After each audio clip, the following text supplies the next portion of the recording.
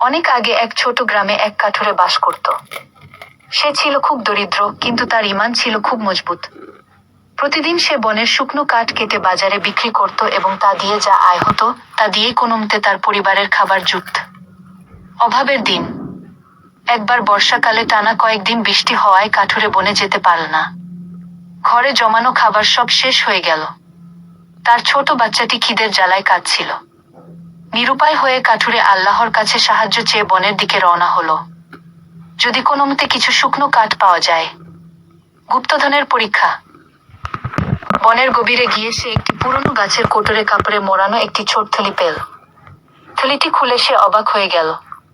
সেখানে চকচকে অনেকগুলো স্বর্ণমুদ্রা ছিল। মুহূর্তের জন্য তার মনে হলো, এই টাকাগুলো নিলে আমার সব অভাব দূর হয়ে যাবে। আমার সন্তান আর না খেয়ে থাকবে না আগে। কিন্তু পরক্ষণেই তার মনে আল্লাহর ভয় জেগে উঠল। সে ভাবল, এই সম্পদ তো আমার নয়। না বলে অন্য কারো জিনিস নেওয়া তো গুনাহের কাজ। আল্লাহ সব দেখছেন। সততার প্রতিফলন। সে থলিটি নিয়ে বনের পাশে এক ধনী সওদাগরের বাড়ির সামনে গেল। কারণ সে শুনেছিল সওদাগর আজ এই পথ দিয়ে যাচ্ছিলেন। সে সওদাগরকে জিজ্ঞেস করল, হুজুর, আপনি কি কিছু হারিয়েছেন? সওদাগর অবাক হয়ে বললেন, হ্যাঁ, আমার স্বর্ণমুদ্রার থলিটি খুঁজে পাচ্ছি না আগে। কাঠুরে বিনয়ের সাথে থলিটি ফিরিয়ে দিল। সওদাগর তার সততা দেখে মুগ্ধ হয়ে গেলেন। তিনি বললেন, বৎস, এই থলিটি হারিয়ে আমি খুব চিন্তিত ছিলাম। তোমার মতো সৎ মানুষ বর্তমানে খুব কম আছে কি।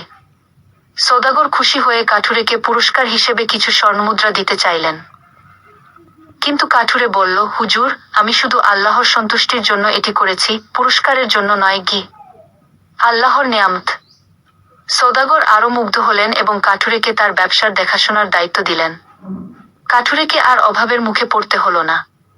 তার সততার কারণে আল্লাহ তাকে সম্মানের সাথে হালাল উপার্জনের পথ করে দিলেন। গল্পের শিক্ষা। কষ্টের সময়ও সততা বিসর্জন দিতে নেই। যে ব্যক্তি আল্লাহর উপর ভরসা করে এবং সৎ থাকে, আল্লাহ তাকে এমন উৎস থেকে সাহায্য করেন যা সে কল্পনাও করতে পারে না। আপনি কি এই গল্পের উপর ভিত্তি করে কোনো ছোট নীতিকথা বা হাদিস জানতে চান?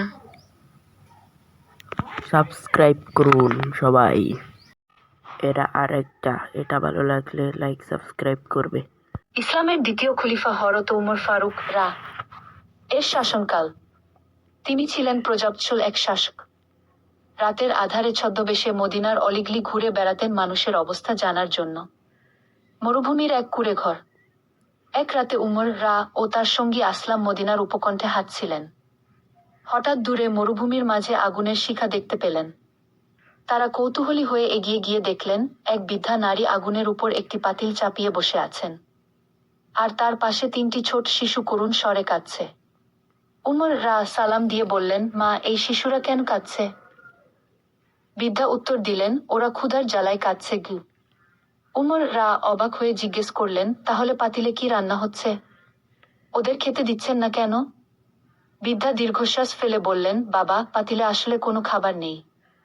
আমি শুধু কিছু পাথর আর পানি দিয়ে নাড়ছি। বাচ্চাদের বোঝাচ্ছি যে খাবার তৈরি হচ্ছে, যাতে তারা অপেক্ষায় থাকতে থাকতে একসময় ক্লান্ত হয়ে ঘুমিয়ে পড়ে গু। খলিফার দায়িত্ব ও বৃদ্ধার আক্ষেপ। বৃদ্ধা জানতেন না যে তার সামনে খলিফা উমর দাঁড়িয়ে আছেন। তিনি আক্ষেপ করে বললেন, আমাদের খলিফা উমর বড়ই নিষ্ঠুর। তিনি বড় বড় প্রাসাদে থাকেন, আর আমাদের মতো গরিবরা না খেয়ে মরছে কি না তার খবরও রাখেন না গু। এই কথা শুনে উমর কেঁপে উঠলেন। তিনি সঙ্গে সঙ্গে মদিনার বাইতুল মালের সরকারি কোষাগার দিকে ছুটলেন। সেখান থেকে এক বস্তা আটা, চর্বি, খেজুর আর কিছু প্রয়োজনীয় সামগ্রী নিজের কাঁধে তুলে নিলেন। তার সঙ্গী আসলাম বললেন, আমিরুল মুমিনিন, বস্তাটি আমার কাঁধে দিন, আমি বয়ে নিয়ে যাচ্ছি গু। উমর উত্তরে বললেন, আসলাম, কিয়ামতের দিন কি তুমি আমার গুনাহের বোঝা বইবে? আজ যদি আমি আমার প্রজার ক্ষুধা মেটাতে না পারি, তবে আল্লাহর কাছে আমাকেই জবাব দিতে হবে গু। নিজের হাতে রান্না। উমর নিজেই সেই ভারী বস্তা বয়ে বৃদ্ধার ঘরে ফিরে গেলেন।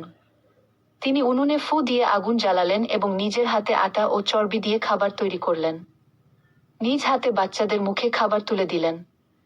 ক্ষুধার্ত শিশুদের মুখে হাসি দেখে উমর এর চোখ আনন্দে ভিজে উঠল। বৃদ্ধা অভিভূত হয়ে বললেন, বাবা, উমরের জায়গায় আপনারই খলিফা হওয়া উচিত ছিল। আপনি কত দয়ালু। উমর রা তখন বিনয়ের সাথে বললেন, মা, আপনি কাল সকালে খলিফার দরবারে আসবেন, সেখানে আমাকে দেখতে পাবেন। গল্পের শিক্ষা। এই গল্পটি